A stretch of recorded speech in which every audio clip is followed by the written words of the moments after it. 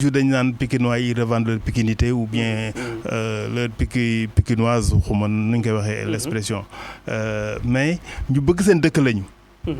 man xam naa si dara je vis avec eux pendant presque depuis plus de 20 ans. Donc xam naa ni ñu bëgg réew mi lañu ñu bëgg seen dëkk lañu ñu nangoo liggéey lañu aussi. Mais aussi il faut que instance de décision yi aussi ñu fay teew. pour mën a taxawal Pikine. pour mën a teewal Pikine aussi pour mën a waxal Pikine. waaw je crois que en gros loolu la gouvernement bi aussi ak les ñi nga xamante ne ñoo yor responsabilité aussi. war nañu aussi di sanctionner wala di jox waa Pikine seen cër. comme ni mu waree comme ni ñu koy joxee ci yeneen régions yi yeneen départements yi. te ku bëgg am victoire bu éclatante daanaka Pikine ngay ñëw. waaw bon le plus souvent malheureusement c'est ça aussi. fii la ñuy mobiliser nit ñi fii la ñuy ute électorat mais suñu xasee ba am lu ñuy. jàppee ñu Pikine comme bétail électoral. bon mën nañ ko wax. mais aussi man loolu laa bëgg étiquette boobu laa bëgg. aussi waa Pikine yi dindi ko seen kii ba xam ne ñoom du ñu bétail électoral u kenn. c'est des citoyens yoo xamante ni bu voté jotee dañuy dem def seen devoir citoyen. mais que amul ils appartiennent à personne.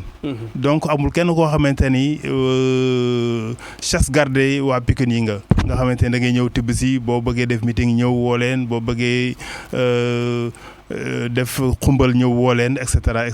Donc il faut que waa Pikine yi aussi rebiffer wu un peu ba pare nag di réclamer li nga xam ne moom mooy seen cër ci réew mi.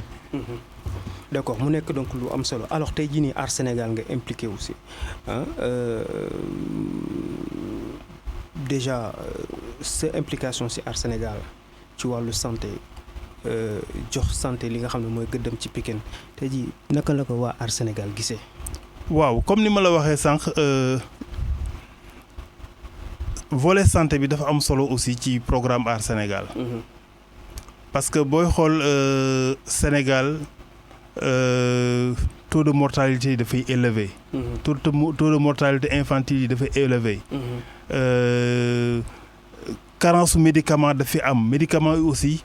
bien que c'est pas cher boo xoolee structure de prix bi ak par rapport ak sous-région bi wala nga par rapport à d'autres pays africains. Mais malheureusement fan la problème bi nekkee mooy la prise en charge des personnes. Par exemple fii nit ki moom mooy fay lépp hôpital mooy fay lépp en totalité ay garabam. C'est comme si la couverture maladie universelle n'existait pas. C'est comme si les mutuelles de santé n'étaient pas présentes. C'est loolu rawatina Pikine. Donc défi majeur bi ñu am au niveau de la santé te bis bu yàlla dogalee Aar Sénégal dem Assemblée nationale dañ ko fa taxawal ci wàllu santé par exemple renforcer la couverture universelle maladie le CMU couverture maladie universelle. man dinaa si yokk couverture maladie universelle obligatoire parce que boo jëlee ni ñuy structuré kii bi. xam nga affaire couverture maladie universelle. C'est une forme d'assurance. Assurance maladie. Mais ni ñu ko tëggee au Sénégal. dafay indi par exemple nga xool les mutuelles de santé. Mutuelles de santé en général c'est entre des gens ñi nga xamante ne ñoo bokk corporation wala ñi nga xam ne ñoo bokk dëkk. C'est en principe donc en réalité c'est une solidarité horizontale. Alors que couverture maladie universelle ñu ngi koy séntu ci une couverture verticale. Parce que je m'explique. Couverture universelle solidarité horizontale boobu mooy ñi nga xamante ne ñoo bokk corporation ñi nga xam ne ñoo bokk dëkk ñi nga xam ne en général ñoo tolloo ay sur le plan économique ñoo tolloo ay revenus. En général ñoom ñooy bokk ci mutuelles yi.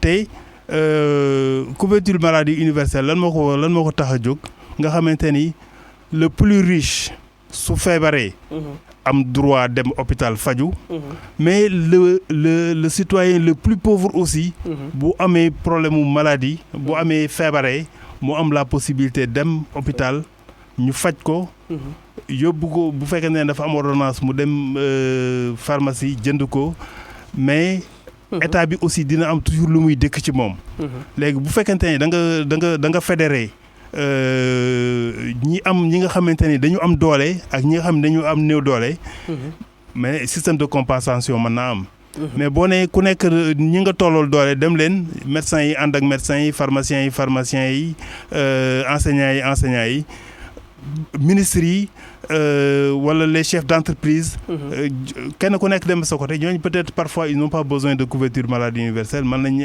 jël sa mais du tee aussi par rapport à ak seeni revenus dañu war a participer obligatoirement donc man CMU boobu bu ma ko jëloon en charge noonu laa koy transformer de CMU à une CMU obligatoire nga xamante ni ce sera une solidarité verticale boo xamante ni sénégalais yëpp lay làmb et puis duñu mën a échapper parce que le chef d'entreprise mi ngi fay impôt donc à partir de lu muy fay impôt mën nañ xam ay revenus donc chacun participe en fonction de tes revenus donc système boobu bu ñu ko defee yaakaar naa ni problème mu santé dañ ko régler fii ci réew mi leneen li koy accompagner mooy les infrastructures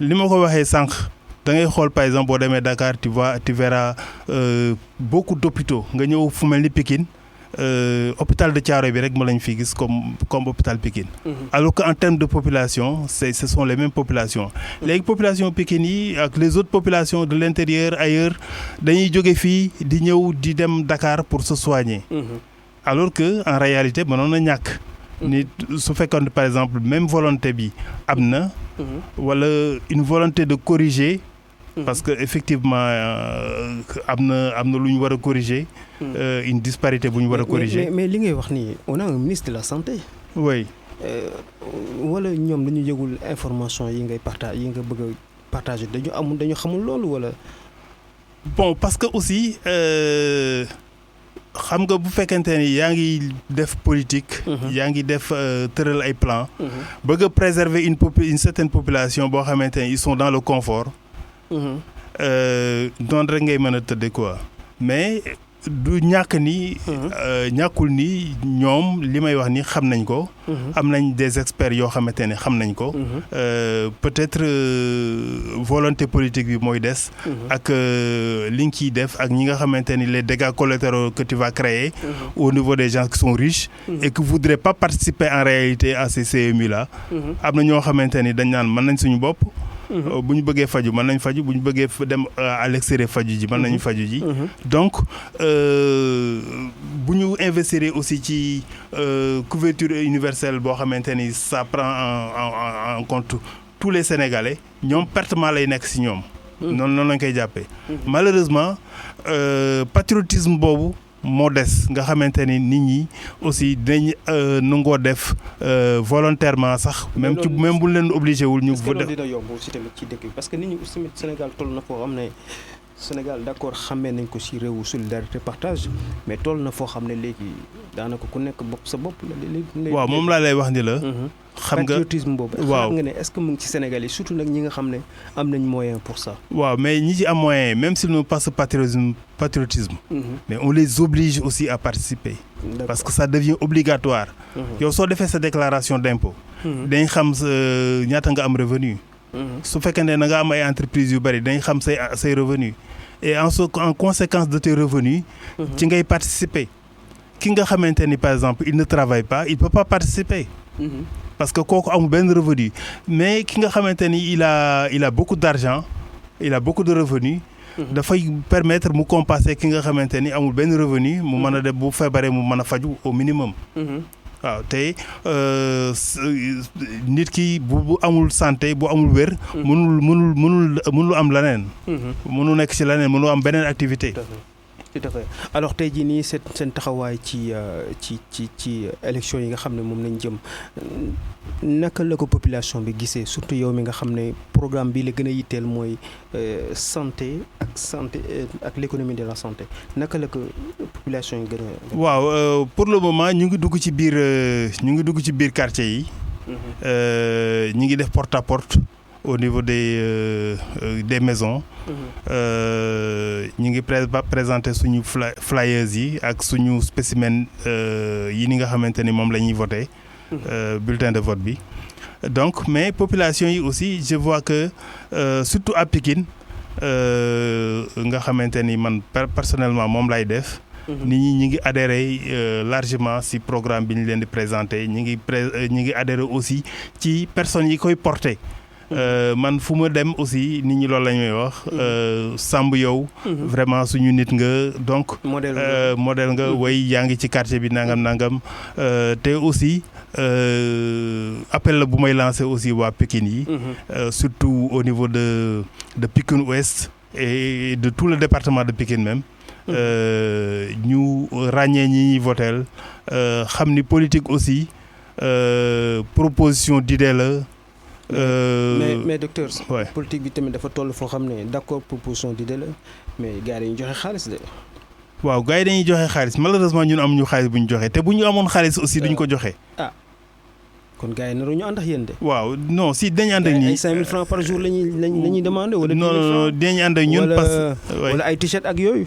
waaw bariwuñu ay t-shirt. bariwuñ xaalis bañuwuñ dara. mais ñi ngi dem di waxtaan ak ñi individuellement. te aussi loolu ñu lay jox 5000 francs. boo ko xoolee qu'est-ce que ça représente par rapport à tes revenus annuels. Qu'est-ce que ça représente par rapport à tes charges. donc nit ki warul mën a jënd 5000 francs sa voix. tout à fait waaw li imam Ndiour doon wax rek naan ngor ku ko jaay da nga ko amuloon quoi. mais loolu ñuy joxe c'est vrai que ni Madior Diouf waxoon na fi buñ leen joxee lekk leen. yéen a ko moom bon man je n'irai pas jusque là. mais daal lu ma mën a wax daal mooy. jarul kenn di jaay ngorom. pour 5000 francs wala ak sa montant bu ñu la mënti jox. aussi xam ni liggéey réew mi li ci ëpp solo mooy. liggéey ko ba nga xamante ni kenn ku nekk dina ci gis boppam. pour man loolu moo am solo li ci des amul solo. waaye. d'accord mu nekk donc wax ju leer yoo xam ne pratiquement j'espère que ñi nga xam ne ñu ngi seetaan jamono ji Senewood TV ñu ngi koy yitewu alors seen mën nga ñu woon un peu ce spécimen seen li nga xam ne mooy seen bulletin ak nit ñi naka niñ ko mën a xàmmee ak njëriñ li nga xam ne pratiquement buñ ko jëlee dem voter yi lan la mën a jur mën nga ñu ko présenter nii rek. waaw lii mooy. spécimen bi spécimen wu aar Sénégal bi. d'accord ñu ciy gis. waaw Thierno Alassane Sall nekk tête de liste. nga ci gis Baobab bi aussi. guy gi donc soo ko gisee rek mooy listu aar Sénégal. nga xamante ne ay nit ñu am valeur.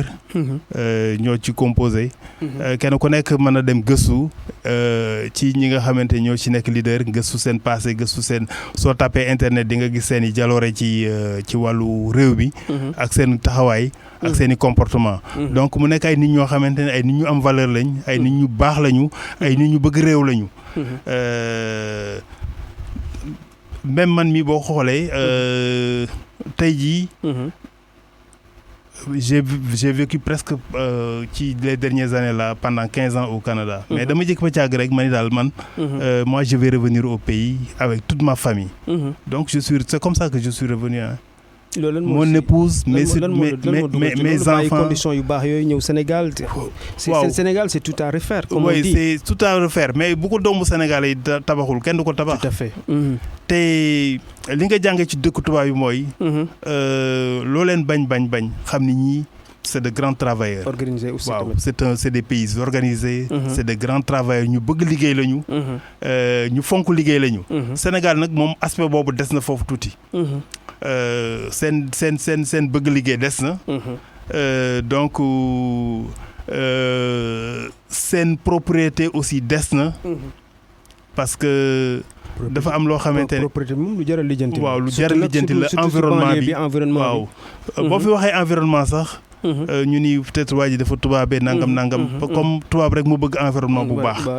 malheureusement bon sénégalais yi aussi. il va falloir que ñu def un travail d'éducation. surtout ci xale yi comme ça ñu màggaale ko. rupture aussi war na am ci mag ñi seen comportement par rapport à l'hygiène par rapport à l'environnement. ñuy fonk environnement bi di ko defar. loolu dina naatal réew.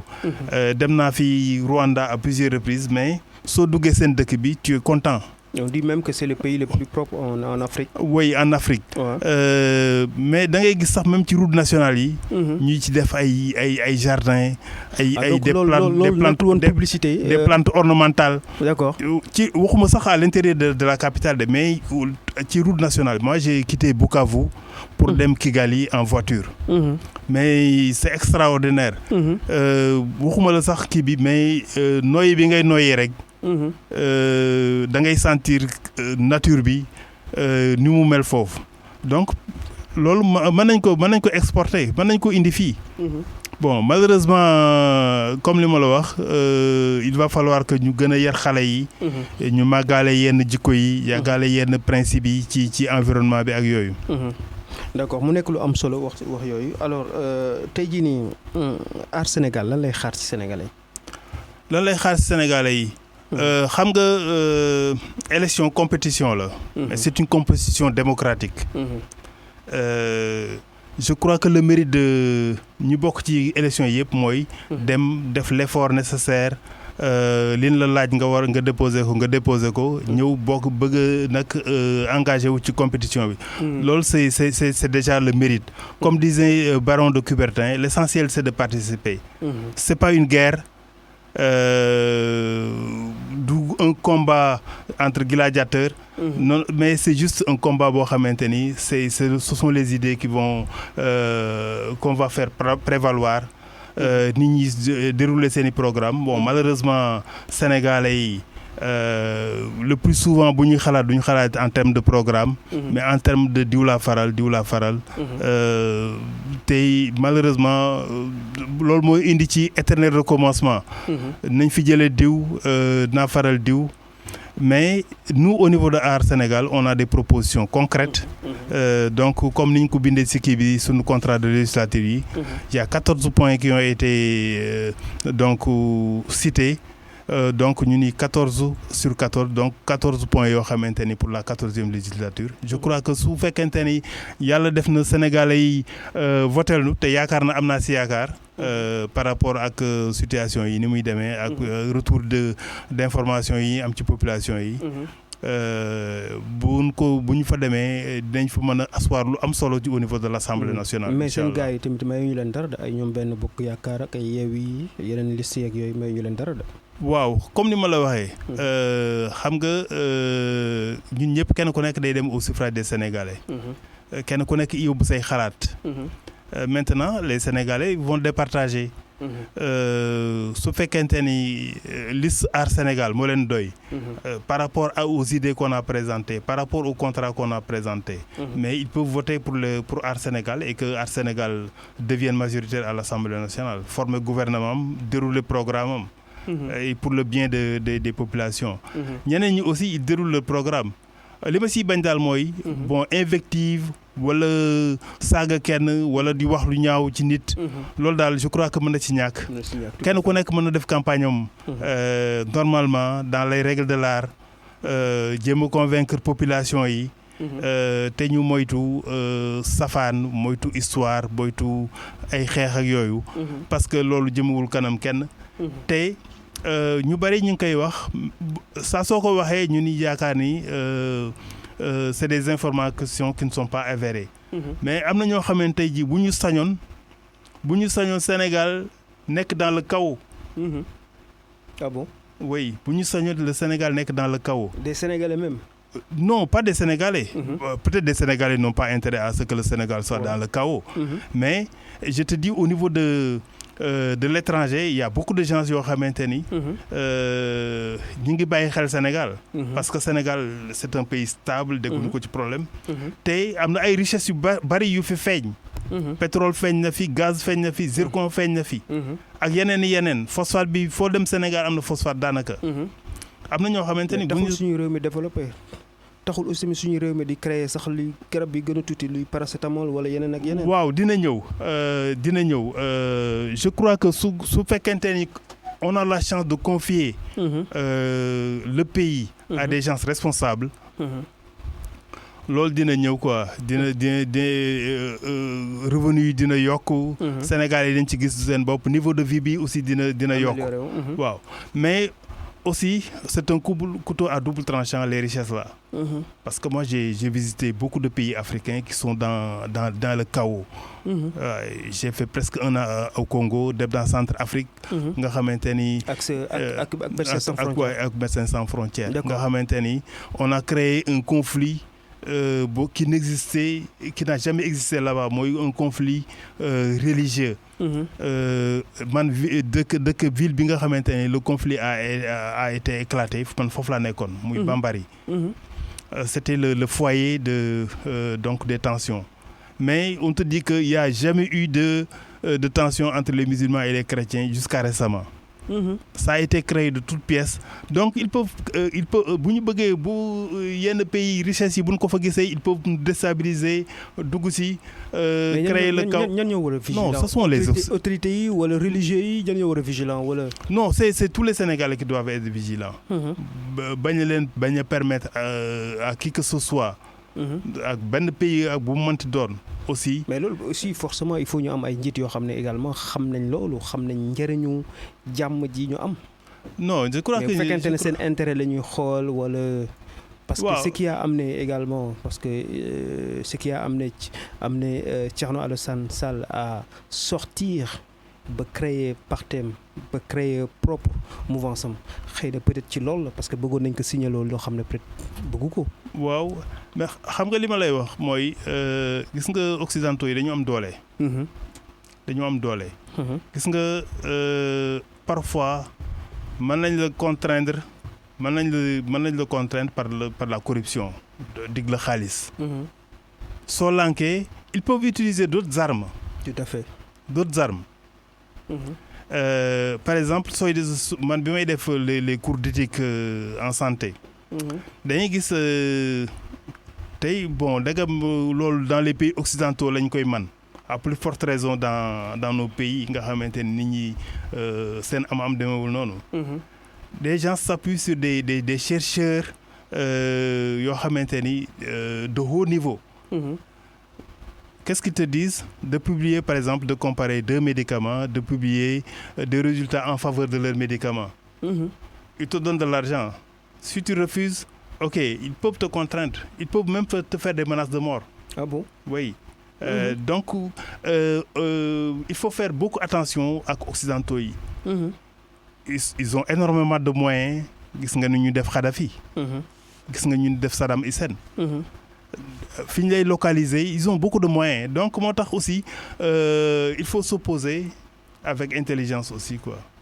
Parce que sinon yow sa bopp peut-être que mën nga yaakaar ni ñii mënuñu la dara. wala occidentaux yi mënuñu dara mais ils ont toujours leur mercenaires ils ont toujours leur technique. Et ils ont toujours leurs moyens. Donc il faut que tous les Sénégalais soient vigilants ci aspect boobu. pour bañ a prêter benn yoon le flanc. D'accord tey jii nii wàllu médicament comme yow docteur nga en pharmacie et tout ça garab yi di dugg Sénégal xëy na peut-être boo nekkee député peut-être dina xaw a am tuuti coppite. parce que dinañ am na garab yoo xam ne moom vraiment ñu ngi dugg Sénégal te ñu ngi dugg façon dugg boo xam ne non seulement tegul ci yoon mais garab yooyu tamit dara baaxu ci. waaw xam nga il faut faire la part des choses. Il y a un marché illicite de médicaments. boo xamante ni dañuy dugg ci kii bi sans visa sans autorisation. par la fraude. ñu ngi ko fi commercialiser. Et ensuite les points de vente les plus connus aussi nit ñi xam nañ ko.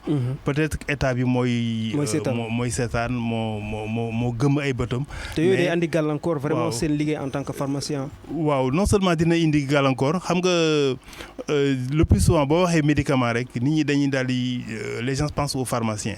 Mais c'est d'abord une affaire de population. parce que pharmacien bi sax moom mën na si mucc. parce que moom xam na garab bu baax bi xam na garab bu baaxul. mën na si muccal njabootam. mais ki nga xam ne xamu ko. waaw mën na recourir aux médicaments illicites ñu indil ko ay problèmes de santé.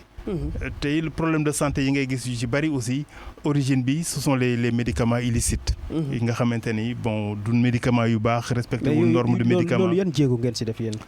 yooyu nag am ngeen kuréel. waaw am nañ kuréel en tant que pharmacien. Pharmaciens yi de plus en plus aussi ils s'organisent. mais il faut que état bi aussi appuie leen.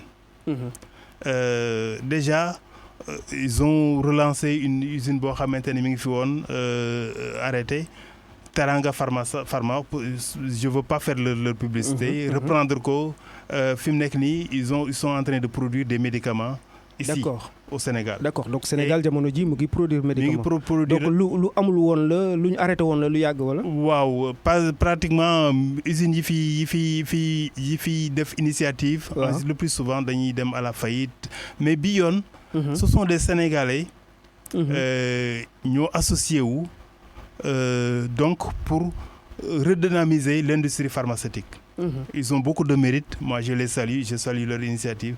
Bien que beaucoup aussi, je ne suis pas actionnaire dans ces sociétés-là. Mais li ma mën a wax mooy gouvernement bi aussi il faut qu'il joue sa partition. parce que su ma ko xoolee ci volet patriotisme économique. mais l'industrie pharmaceutique aussi dafa am ñaari taxawaay. mooy tànku santé publique bi. mais beneen tànk bi aussi tànku économie la. te su leen état bi jàppalee su état bi jàppalee pharmaciens yooyu nga xamante ni ñi ngi organiser boobu wax naa la Teranga Pharma. mais am na yeneen organisation yoo xamante ni yeneen société aussi yoo xamante ni gars yi ñu ngi ci pour créer ko. créer nañ ko ba pare sax peut-être démarrage yi la ñuy xaar. mais ni ñuy protéger yenn produits yi la ñu war a protéger les médicaments. par exemple su fekkoon ni am nañu un état responsable tous les médicaments yi nga xamante ne Sénégal ñu ngi koy produire ay Sénégal di ko produire. on interdit l'exportation de ces médicaments. on ne leur donne plus de visa. donc di nga permettre industrie bi pharmaceutique bi di développer wu. mais aussi rentrée de devises yi aussi yi am. day toog sa Sénégal. ensuite ça crée de la valeur. nit yi am ay liggéey donc ay liggéey juddu ci mais aussi dina permettre aussi. industrie pharmaceutique bi aussi mu développer wu parce que nit ñi bu ñu amee épargne rek am ci lu ñu ko mën a investir. mais si les gens n'ont pas d'épargne ils peuvent pas investir donc loolu moo war a njëkk a nekk taxawaayu Sénégal. ñu xool ni par exemple ces produits là garab yi ñu ngi koy produire au Sénégal. donc lépp lu xeetoo garab yooyu on interdit l'exportation dina permettre pharma industrie yooyu développer wu mais développer aussi seen gamme. augmenter ko par exemple suñ doon produire 10 produits. soo leen permettre soo defee protection boobu di nga leen permettre demain ñu produire 20 30. ce qui fait que yow di nga jëkk ba càgg tu seras autonome sur le plan de la production des médicaments. te aussi souveraineté boobu aussi moom la pays yëpp di doxal. donc Sénégal aussi doit aller dans la souveraineté des médicaments. nga xamante ni li ñuy produire fii. moom la ñuy consommer. nga xam ne boo duggatee ci pharmacie doo fekk des médicaments importés. loolu moo war a nekk suñu objectif. mais nee nañ aussi tamit doguma la sax mais nee nañ également la santé est devenue un grand business aussi. waaw santé bi c'est devenu un grand business. fi may commencer mooy. par exemple da ngay dem au niveau des hôpitaux. pour accéder à un professeur d'université pour mu consulter la. Je crois que c'est la croix et la bannière. li ko waral mooy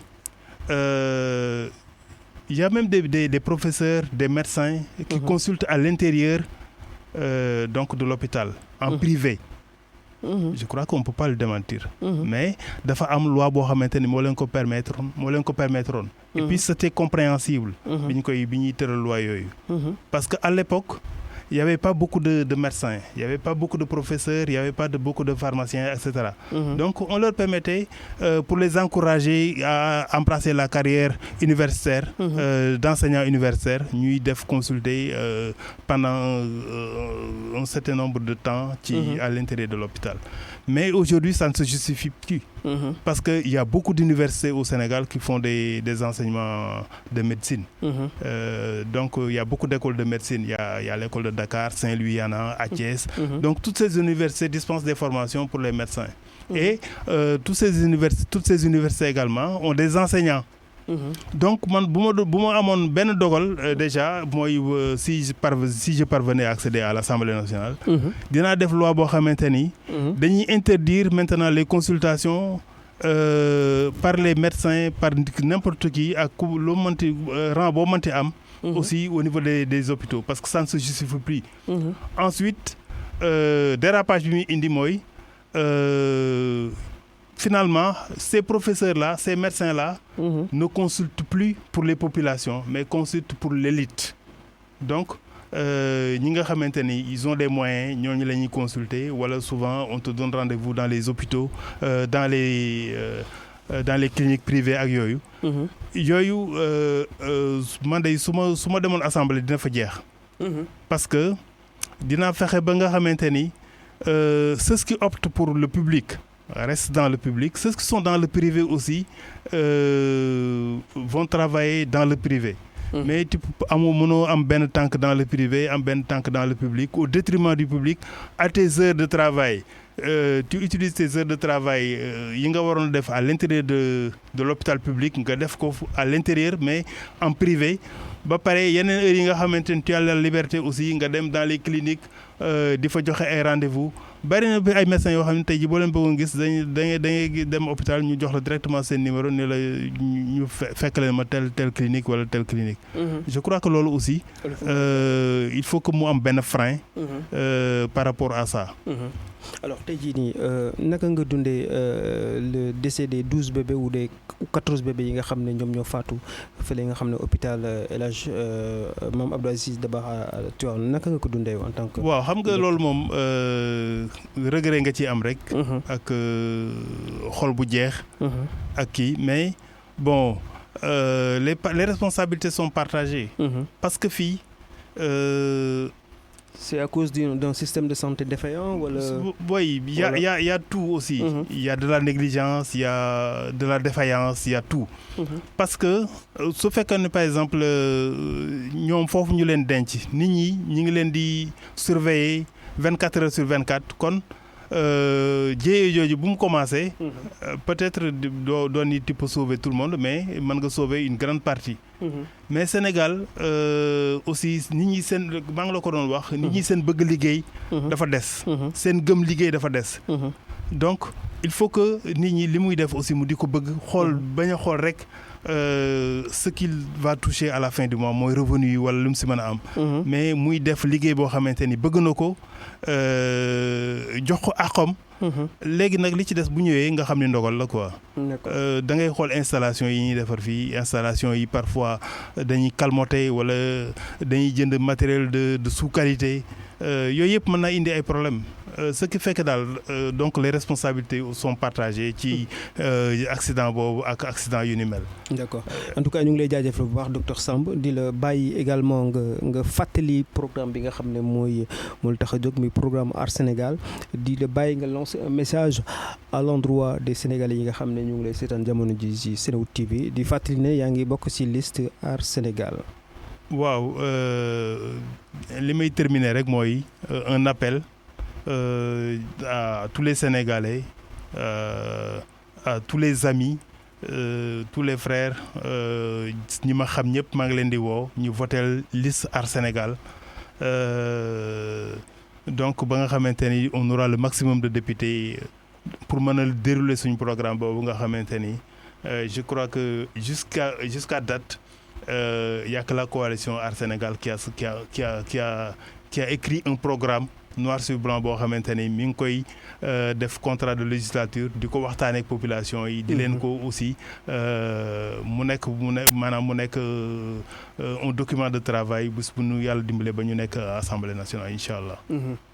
d'accord ñu ngi lay jaajëfal bu baax di fàttali ne ñu ngi fi dalaloon docteur Samb nekk nag ki nga xam ne moo bokk ci liste Aar Sénégal di leen jaajëfal ci chaîne ànd bi ngeen ànd ci chaîne Senewood TV jaa ngeen jëf.